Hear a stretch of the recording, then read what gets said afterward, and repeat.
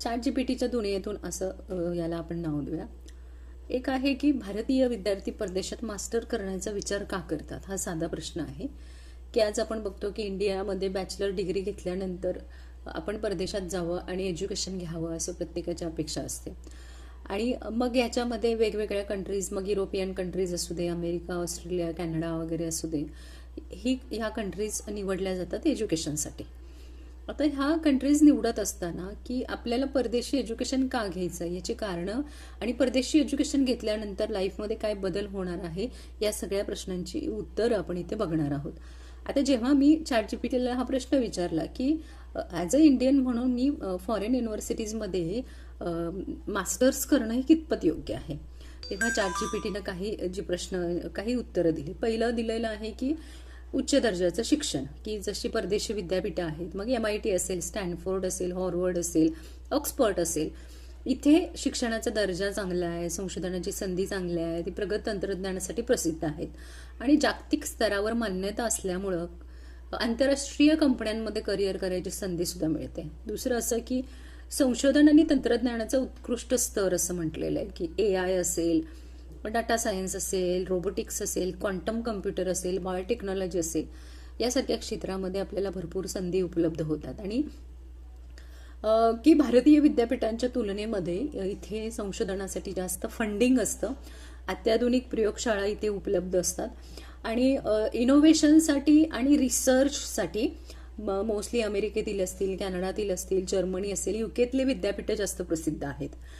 त्याच्यानंतर जागतिक करिअर संधी आणि उत्तम पगार, की परदेशातून विद्यापीठातून जेव्हा आपण पदवी घेऊ तेव्हा आपल्याला ग्लोबल कंपनीमध्ये नोकऱ्यांची संधी उपलब्ध होईल.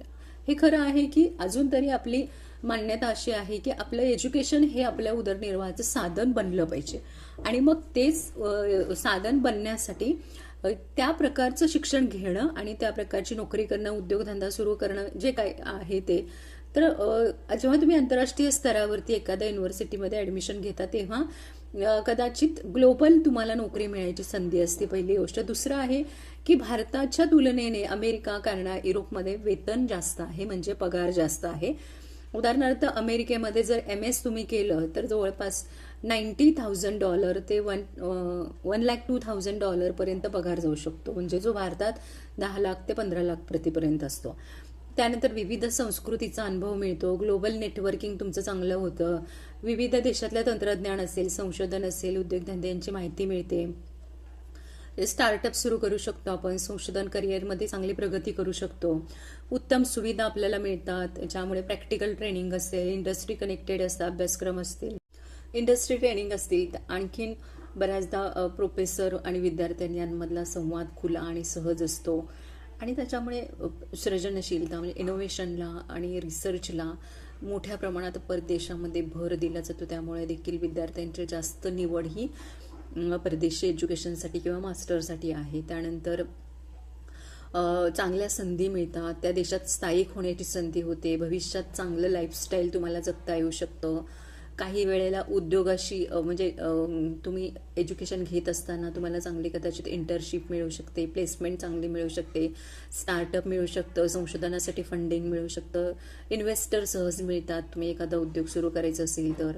आणि जागतिक स्तरावर जर तुम्हाला काही संशोधन करायचं असेल, जास्त करिअर वेतन हवं असेल, जागतिक करिअरच्या संधी हवी असतील, तुम्हाला परदेशात स्थायिक व्हायचं असेल तर असे काही, किंवा तुम्हाला AI असेल, डेटा सायन्स, रोबोटिक, फायनान्स आणि बायोटेक्नॉलॉजी सारख्या क्षेत्रात करिअर करायचं असेल तर मग मास्टर्स इतर देशामध्ये करणं हे अतिशय चांगलं आणि योग्य ठरणार आहे.